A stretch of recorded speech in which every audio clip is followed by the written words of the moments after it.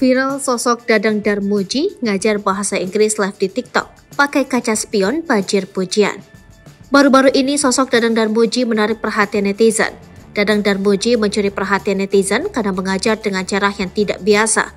Videonya mengajar pun viral di media sosial khususnya di TikTok.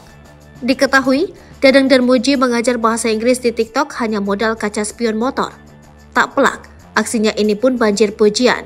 Dalam akun TikToknya Dadang Darmuji, ia kerap kali mengajarkan bahasa Inggris untuk para pengikutnya.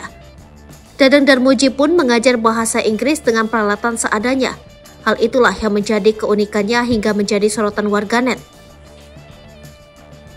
Pak Dadang, sapaan akrabnya, terlihat mengajar bahasa Inggris melalui live TikTok atau konten yang diunggahnya dengan menggunakan spion motor.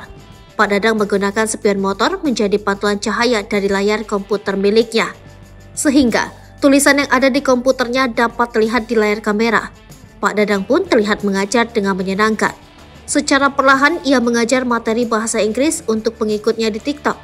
Setiap konten yang diunggah ataupun live TikToknya pun menuai banyak pujian.